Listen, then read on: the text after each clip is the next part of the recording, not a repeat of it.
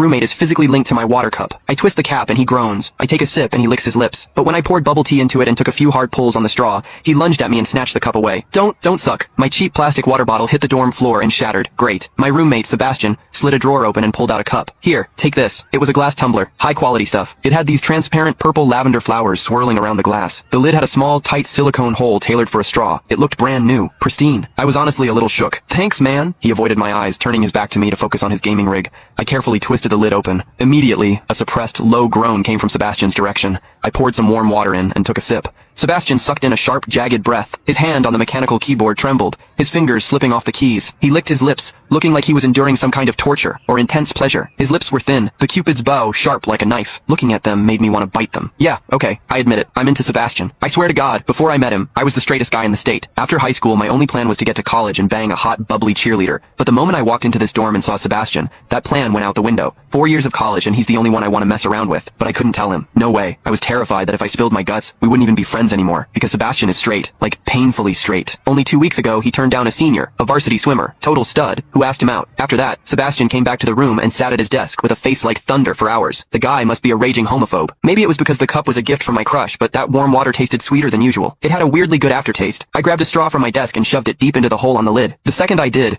a strangled moan ripped out of Sebastian's throat. He bolted up and sprinted into the bathroom. Weird. We were just gaming. Why the hell did he suddenly need a shower? He didn't even grab a change of clothes or a towel. My hearing has always been too good for my own good. Through the thin bathroom door, I heard whimpery, muffled sounds. Soft, hot, suppressed. As a dude, I knew exactly what that sound was. He was jerking off. When I get horny, I usually wait until lights out and hide under the covers like a rat. But Sebastian, it's the middle of the damn day and he just goes for it? Talk about high testosterone. Sebastian is gorgeous. He's got that cold, don't touch me vibe, but his eyes are sharp, almost like a fox. He looks like a priest who's secretly a sinner, tempting as hell. I've heard people say his smile is killer, but I've never actually seen it. Sitting there, I couldn't help but picture what was happening behind that door. That aloof, icy face flushed with heat, his lean, muscular body, the veins popping on the back of his hand as he gripped himself. Does he keep that cold expression even when he's beating his meat? My thoughts were getting way too dirty. My face felt hot. After a long time, I heard a final, guttural grunt from the bathroom. The door clicked open, and Sebastian walked out. His face was bright red, a sheen of sweat glistening on his forehead. There was a visible tooth mark on his lower lip where he'd bitten down too hard. He walked straight to his wardrobe, grabbed fresh clothes, and went right back into the bathroom. Then the shower turned on. Okay, now he was actually cleaning up. The mental image of him panting in there made my throat dry. I grabbed the glass tumbler again,